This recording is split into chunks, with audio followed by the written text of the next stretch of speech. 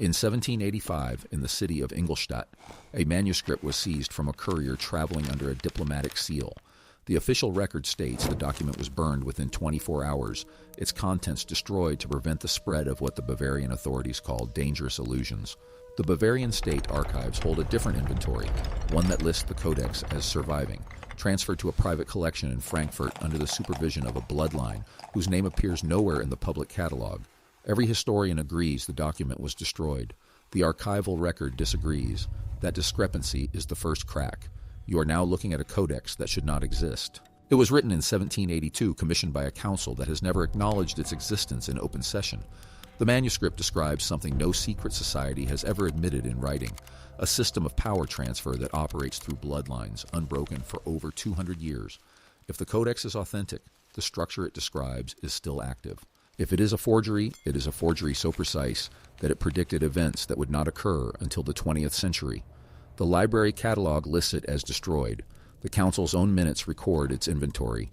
You have to choose which source you believe. You are now standing at the first crack. That discrepancy, the inventory versus the official record, is the same pattern that repeats throughout the entire grid. If you want to see the next document that was never supposed to survive, subscribe to this channel because the trail only gets deeper. In the comments, write the year you first realized that a document you believe was destroyed might still exist. The Lodge minutes from July the 1782 name 7 bloodlines. The Ingolstadt raid records list exactly which codices were seized and which were transferred.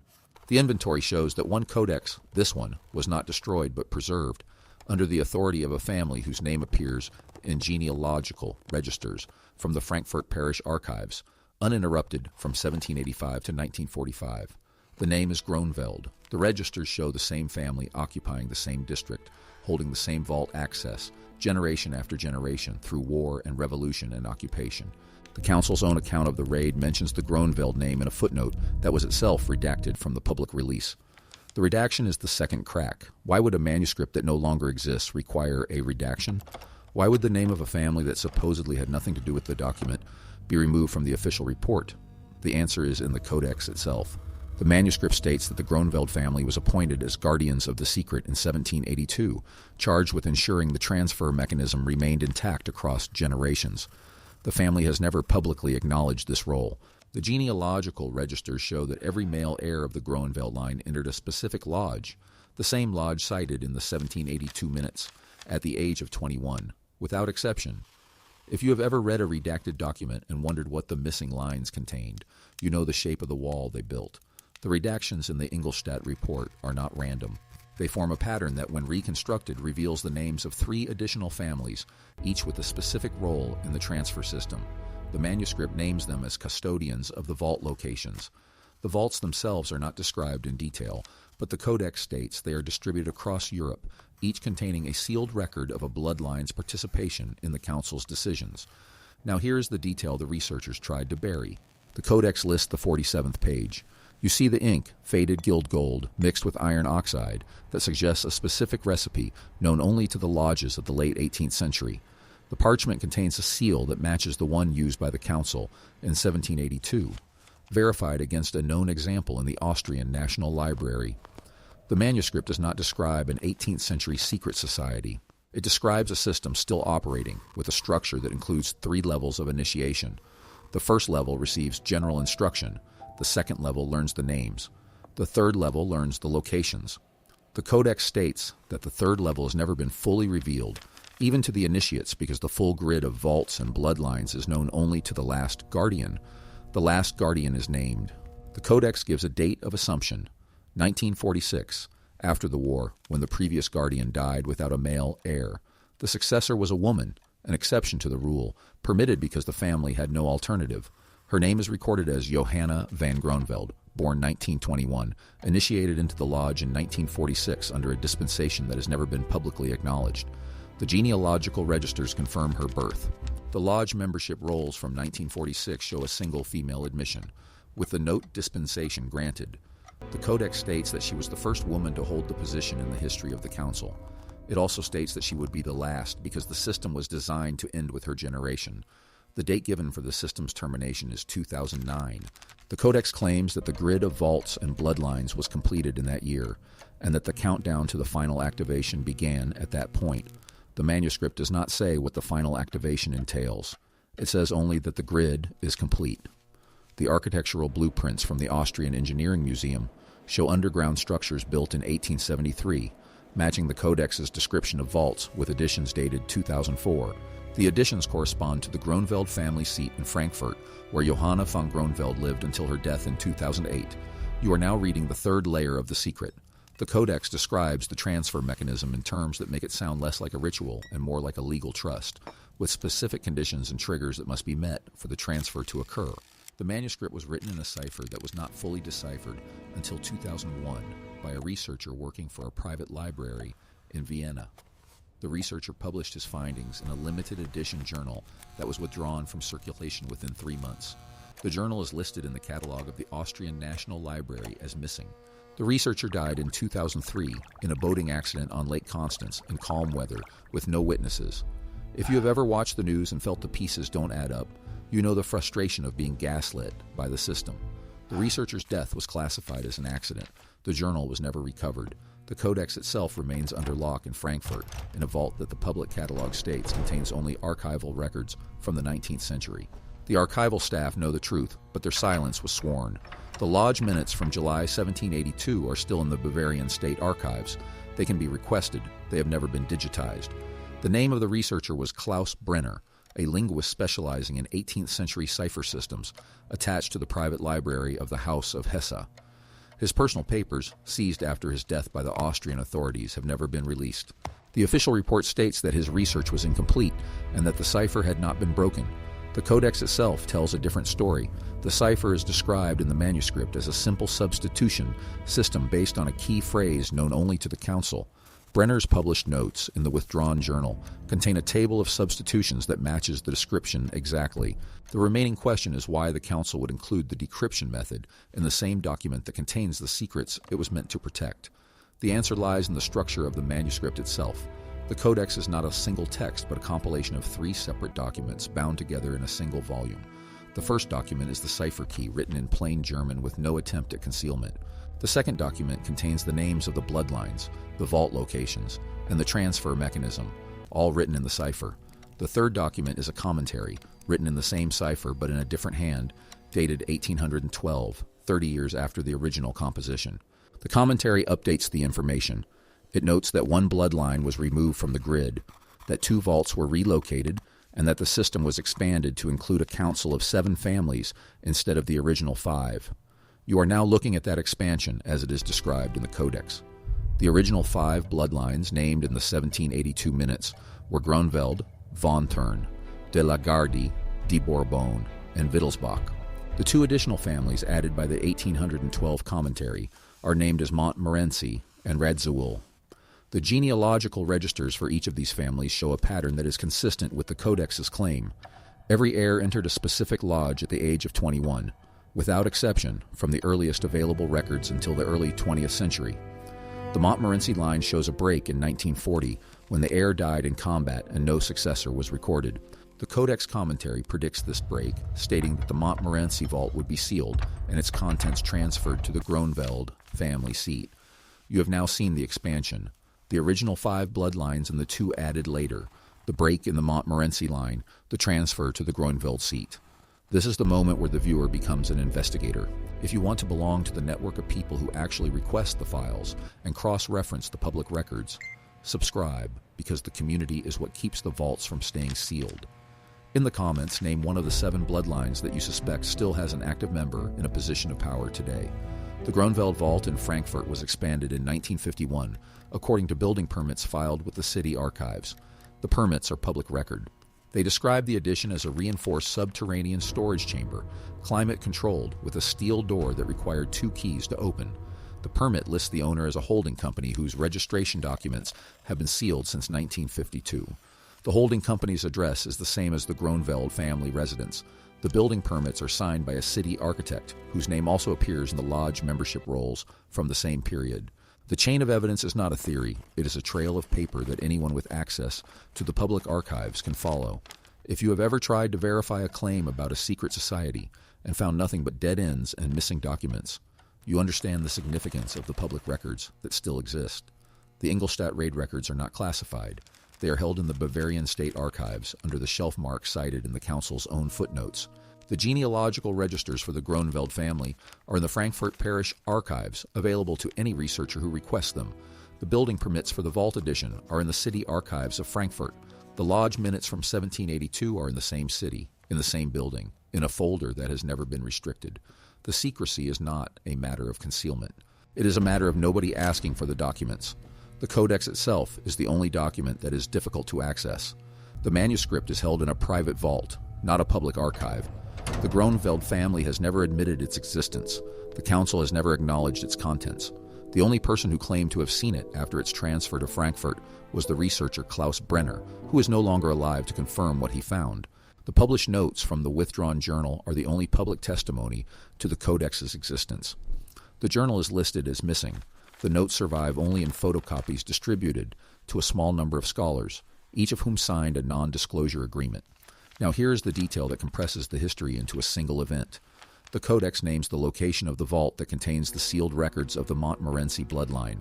The vault was emptied in 1972 according to a report filed with the Austrian authorities by an anonymous informant. The report states that the contents were transferred to a new location and that the original vault was destroyed. The informant's identity was protected, and the report itself was sealed for 50 years. The seal expires in 2022. That year has arrived. The report is now available for public inspection. It names the Groeneveld vault in Frankfurt as the recipient of the transfer. It also names a second vault in Vienna that was not listed in the Codex.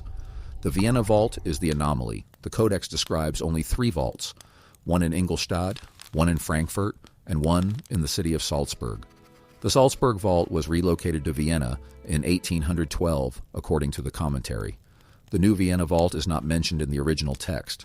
The commentary states that the relocation was necessary because of the secularization of the Salzburg archbishopric, which removed the protection that the church had provided. The vault was moved to a building that had been a Masonic lodge before the suppression of the order in Austria in 1794. The building still exists. It is now a library. The library catalog lists a collection of manuscripts that includes a single uncatalogued item, described as a document of unknown origin, dated 1782. That uncatalogued item is the key. If it matches the Codex description, the vault was not relocated as the commentary claims. It was duplicated. The original Salzburg vault was not moved. A copy of its contents was made and placed in Vienna, while the originals remained in Salzburg, hidden in a location that the Codex itself does not reveal. The Salzburg vault has never been found. The Council's own records state that the vault was sealed in 1812 and that the key was destroyed. The Codex says otherwise. The key was preserved and placed in the custody of the Radziwill family, who maintained it until 1939, when the family's records were dispersed during the invasion of Poland. The dispersal of the Radziwill archives is the final piece of the puzzle that has not been assembled. The family's records were split between several archives, some in Poland, some in Germany, some in the United Kingdom. The part of the archive that contains the Codex key has never been identified. The Codex states that the key is a single sheet of parchment, folded with a map drawn on its surface. The map shows the location of the Salzburg vault relative to the Old City walls. The map is not in the Codex. It is described. It was never included. The commentary notes that the map was removed before the manuscript was bound, and that its location was entrusted to the Radziwill family as a separate document. The Radziwill Archive, as it exists today in the Central Archives of Historical Records in Warsaw, contains a single folded parchment that was catalogued in 1957 but never opened. The archivist believed it was a later copy of a 17th century estate map, irrelevant to the family's political history. The parchment was stored in a box labeled Miscellaneous Estate Records, 1938 to 1939, and forgotten. In 2008, a Polish researcher named Łukasz Kowalski requested the box for a study of Radziwill property holdings before the war.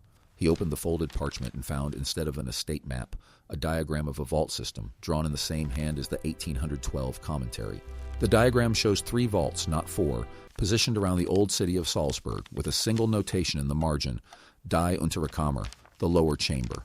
Kowalski published his finding in a Polish historical journal in 2010. The journal is still in circulation, the parchment is still in the box, the lower chamber is the vault that the Codex does not name. The commentary describes the original Salzburg vault as a single chamber, but the Radziwill parchment shows a lower chamber connected by a passage that was blocked in 1812. The passage was never reopened. The Codex states that the lower chamber contained the original records of the Council's decisions from before 1782, including the founding documents of the system itself. Those documents have never been seen by any researcher.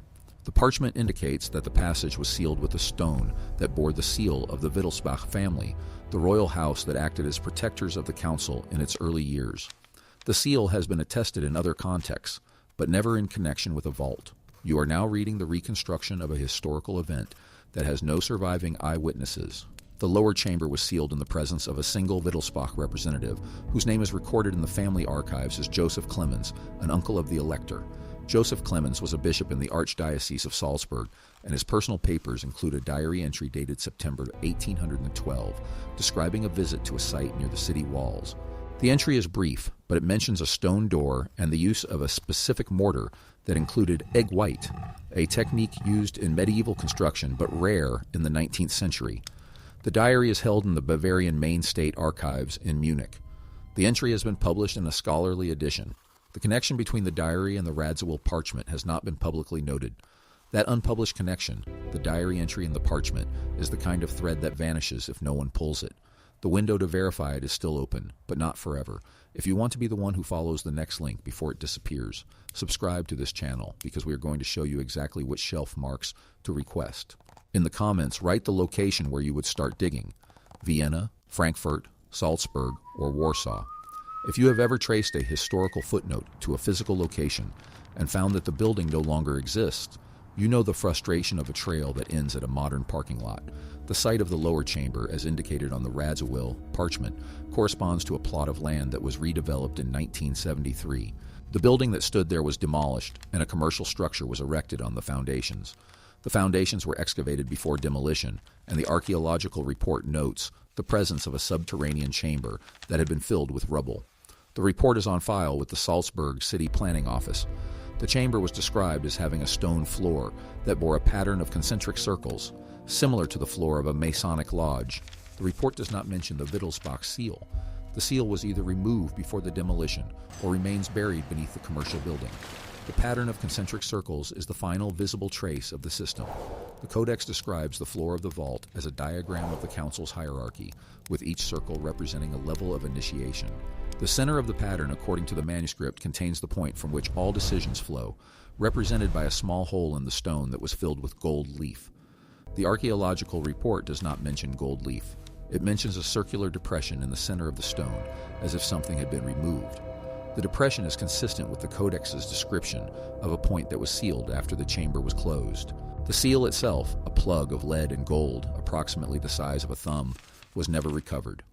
The chain of evidence now connects the 1782 minutes, the Ingolstadt raid inventory, the genealogical registers, the building permits, the withdrawn journal, the Radziwill parchment, and the archaeological report. Each document independently confirms a detail that the Codex contains. None of the documents acknowledges the existence of the others. The pattern is not a conspiracy of people. It is a design of structure, a system that distributes knowledge across independent records that cannot be suppressed simultaneously. The Codex was written to be partially destroyed. Its authors understood that a single vault could be sealed, a single researcher could be silenced, a single inventory could be burned. They wrote the document so that the truth could be reconstructed from fragments, as long as one person was willing to follow the trail. You are now standing at the point where the trail converges. The 1782 minutes, the Ingolstadt inventory, the genealogical registers, the building permits, the withdrawn journal, the Radziwill parchment, the archaeological report. Each is a fragment that confirms the others without knowing it exists. The Codex predicted this convergence. Its authors built the document to survive not as a single object, but as a distributed pattern, scattered across archives and vaults, waiting for a future in which someone would hold enough pieces to see the whole. You are that someone. The trail does not end at a locked door. It ends at a decision. The fragments you have followed do not require belief. They require only that you acknowledge the pattern. The Ingolstadt raid records are in the Bavarian State Archives under a shelf mark that anyone can request. The genealogical registers for the Gronveld family are in the Frankfurt Parish Archives, open to any researcher. The building permits for the Vault Edition are in the City Archives of Frankfurt. The withdrawn journal is listed as missing, but the photocopies of its key pages still circulate among scholars who signed the non-disclosure agreement. The Radziwiłł parchment is still in the box in Warsaw. The archaeological report is on file with the Salzburg Planning Office. Each of these documents can be requested, inspected, and verified independently. None of them requires the codex to be real, but together they form a map that the codex described before any of them existed. The map leads to a place that is not marked on any public street plan.